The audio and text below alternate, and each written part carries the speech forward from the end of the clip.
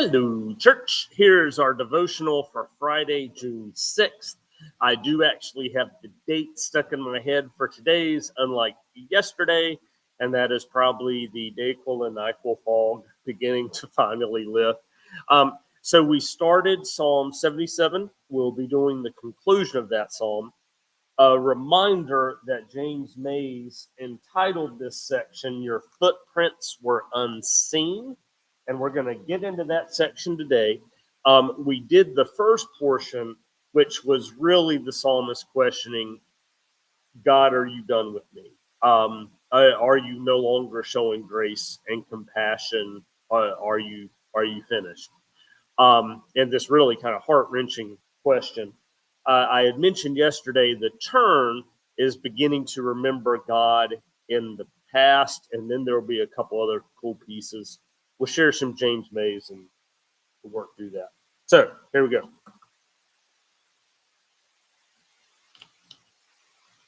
And this will be starting at verse 11 in the NRSV. I will call to mind the deeds of the Lord. I will remember your wonders of old.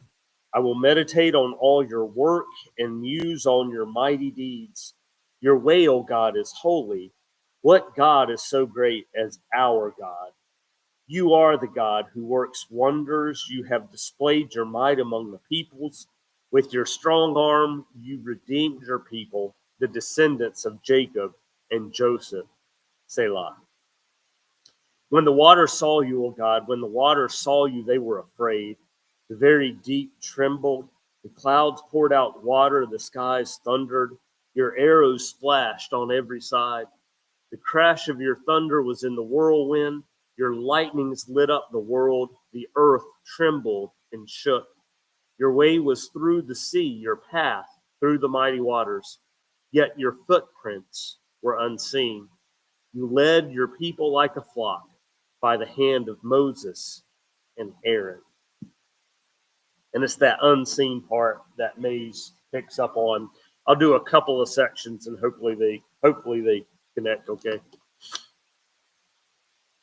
Instead of making a petition for help or a vow of praise, the psalmist resolves to deal with his distress by recalling the marvelous deeds of the olden original times of Israel's relation to the Lord. The resolution brings to a climax the theme of remembering, of thinking the past into the present that is woven into the psalm. It is as if there is a reality of God in the past that, if represented in the present, will cope with the awful question. The representation takes the form of hymnic address. Now God is spoken to directly. The very shift in style gives the effect of presence. The recital contains one line that is unique to this account of the wonder of the sea at the sea. Though described in verses 16 to 18 as a theophany, that's a recognition of God. So think epiphany, but theo, God. Similar to Psalms 18, 7 to 15 and 114, 3 to 5. God's way through the sea is said to be invisible. Your footprints were not seen, literally not known. The water saw you, O God, but no human being held that wondrous passage. Is this quite special remark the psalmist's way of observing that the marvelous work made visible in the hymn may be invisible in its occurrence? God may be at work, but beyond our God may be at work, but beyond our ken. That needs also to be remembered and believed when hymns are sung and confession is made. The unforeseen hand at work and remembering the promises of God. Good stuff, James Mays. So here's our conclusion of Psalm 77 from Eugene Peterson in The Message. Once again, I'll go over what God has done, lay out on the table the ancient wonders. I'll ponder all the things you've accomplished and give a long, loving look at your acts. Oh God, your way is holy. No God is great like God. You're the God who makes things happen. You showed everyone what you can do. You pulled your people out of the worst kind of trouble, rescued the children of Jacob and Joseph. Ocean saw you in action, God, saw you and trembled with fear. Deep ocean was scared to death.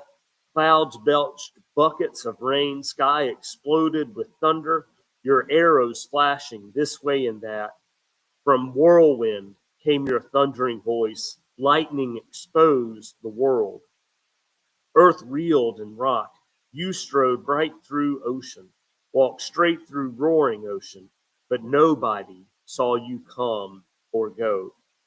Hidden in the hands of Moses and Aaron, you led your people like a flock of sheep. So that's it for Psalm 77. We'll be back with you for our devotional on Saturday. Little reflection coming out of that, because the psalm particularly reminded me, we talked about Dark Night of the Soul in the previous one. The sense of examining is one that comes up repeatedly in a lot of places. We have multiple locations in the Old Testament where the history of Israel is being recalled and God's faithfulness.